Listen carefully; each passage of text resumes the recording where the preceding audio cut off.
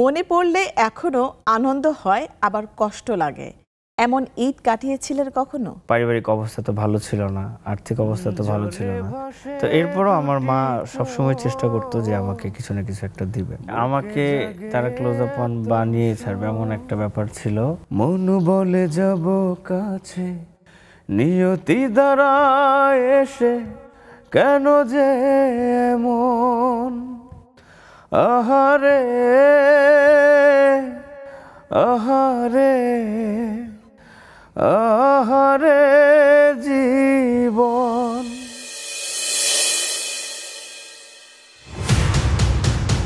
মনে পড়লে এখনো আনন্দ হয় আবার কষ্ট লাগে, এমন ঈদ কাটিয়েছিলেন কখনো? এটা অনেক ছোট, তখন 2002 সালের কথা। আমি, আমার বন্ধু বান্ধব সবাই মোটামুটি যে যার মতো পারছে শপিং করছে।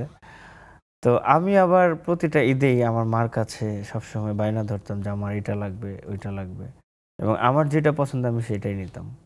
তো ওই সময় তো আসলে আমাদের পারিবারিক অবস্থা তো ভালো ছিল না, আর্থিক অবস্থা তো ভালো ছিল না। তো এরপরও আমার মা সবসময় চেষ্টা করতো যে আমাকে কিছু না কিছু একটা দিবে। পরে আমি একদিন অনেক দামি একটা জুতা, ওটা মনে হয় 1200-1300 টাকার দাম। তা আম্মাকে আমি বলি, আম্মা আমি জুতাটা নিব। পরে আম্মা বলতেছে যে আমি এত দামি জুতা কীভাবে দিব তোকে। পরে আমার মনটা খুব খারাপ হয়ে যায়। তারপরে আমি বাসা থেকে রাগ করে চলে আসি তখন রাতের 1টা-1:30 বাজে। তো 2টার সময় আম্মা আমারে খুঁজে বের করার পরে আমাকে বাসায় নিয়ে গিয়ে আমাকে সারপ্রাইজ দিছে যে এই যে তুই যে জুতা পছন্দ করছিস এই যে আইনা দিলাম। এর আগে আমি একদিন আম্মাকে নিয়ে গিয়ে দেখাইছিলাম যে আম্মা এই জুতাটা আমার পছন্দ, তুমি আমার এটা কিনে দেবে। পরে আম্মা বলছিল যে মানে সে দিবে না, পারবে না, এরকম কিছু বলছিল। কিন্তু ফাইনালি যখন ঈদের 2 দিন নাকি 1 দিন আগে আমি খুব জেদ করছিলাম, পরে জেদ করে বাসা থেকে বের হয়ে গেছিলাম। তারপরে আম্মা ওই দোকান থেকে ওই জুতা টেনে আমাকে দিছিল। এটা যেমন মানে কষ্ট লাগছিল প্রথম দিকে, পরে আবার আনন্দ। আপনার কাছে কেমন মনে হয়েছিল যে আপনার তো এটা প্রত্যাশা করেননি? আমার কাছে অনেক খুশি লাগছে। আমি আম্মাকে জড়ায় ধরে চুমা দিছিলাম কপালে, ভীষণ খুশি লাগছে। আপনার বাবা কি আছেন? হ্যাঁ, আমার বাবা ছিলেন। আমার বাবা তখন চিটাগাঙে ছিলেন আর কি।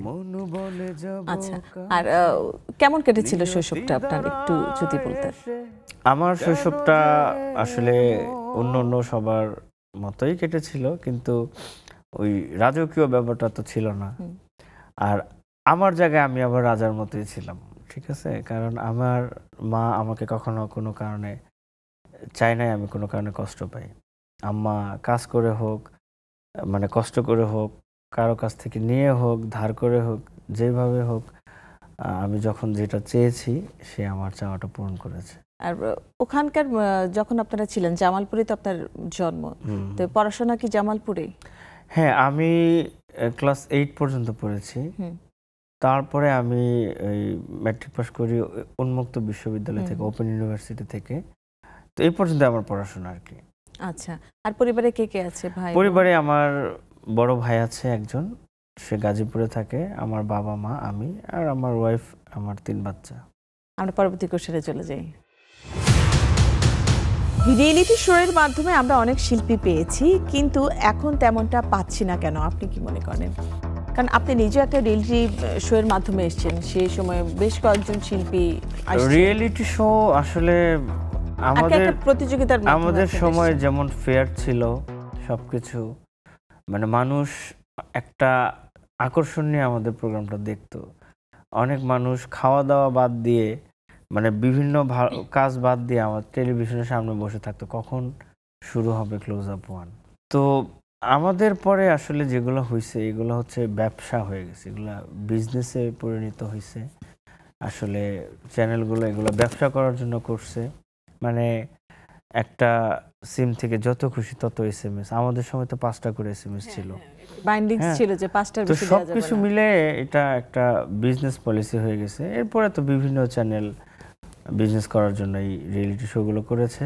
আর নোলকের কথা আপনার কথা যেটা বলবো, আপনি মনে হয় সর্বোচ্চ ভোট পেয়েছেন সেই সময়, একটা ইমোশনাল অ্যাটাচমেন্ট ছিল হ্যাঁ, দর্শকের অবশ্যই, সাথে, যে অবশ্যই। নোলককে পাশ করাতেই হবে, নোলককে আসলে উইনার দেখতে চায় সবাই, সবার বাংলাদেশের ভালোবাসা মানুষ পেয়েছেন। অন্যরকম একটা আশা নিয়ে একদম কি বলবো, মানে আমাকে তারা ক্লোজ আপ ওয়ান বানিয়ে ছাড়বে এমন একটা ব্যাপার ছিল। এটা দর্শকের ভালোবাসা আর এবং দোয়া। প্রয়াত আহমেদ ইমতিয়াজ বুলবুল স্যার, উনি আপনাকে প্রচন্ড পছন্দ করতো এবং সবসময় দেখতাম প্রত্যেকটা এপিসোডে খুব আপনাকে অ্যাপ্রিসিয়েট করতো, যে আপনার গান নিয়ে আসলে আপনার গান গাওয়ার পরে সবার কথা বলার আর কোনো অবকাশ থাকে না, সবাই মুগ্ধ, আমরাও মুগ্ধ। আমরা একটা গান শুনি। জলে ভাসে দুটি চোখ, বুকে জাগে এত শোক, মন বলে যাব কাছে, নিয়তি দাঁড়ায় এসে কেন যে এমন, আহারে আহারে আহারে